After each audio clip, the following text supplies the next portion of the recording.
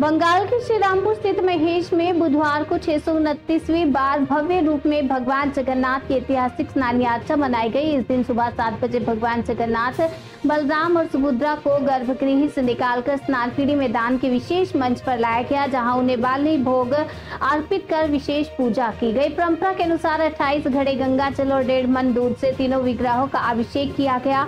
ऐसा माना जाता है कि इस स्नान के बाद उन्हें ज्वर हो जाता है और मंदिर बंद कर सेवा व औषधि से उन्हें स्वस्थ किया जाता है।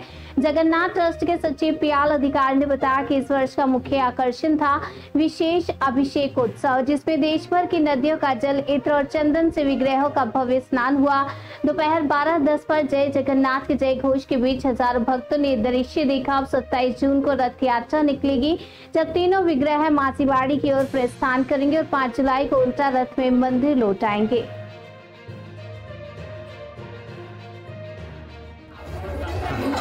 आज के ये संजाता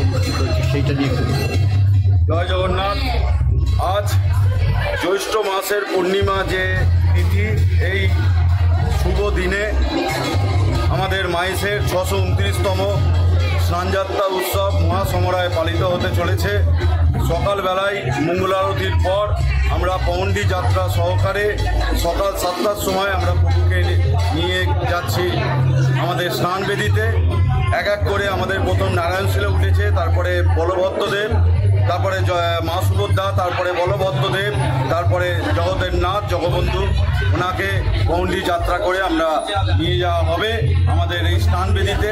এবং আজকের দিনে বলা হয় জগন্নাথ মহাপ্রভুর আবির্ভাব তিথি, হ্যাপি অ্যাপিয়ারেন্স ডে এবং চন্দন যাত্রার উদযাপন দিবস। গতকাল পর্যন্ত আমাদের চন্দন লেপন করা হয়েছে, যে অক্ষয় তৃতীয়া চন্দন যাত্রা উৎসবের হচ্ছে উদযাপন দিবস। তাই জন্য আজকের দিনে আমরা সকালবেলা থেকেই এই পৌণ্ডি যাত্রা সহকারে স্নানবেদিতে রাখলাম এবং এরপরে বিভিন্ন বেশেস আমরা ধারণ করাবো। প্রথমে অবকাশ বেশ হবে, তারপরে স্নান বেশ হবে এবং এবছরের বিশেষ আকর্ষণ যে সকাল 10:47 আমাদের মহা অভিষেক হবে।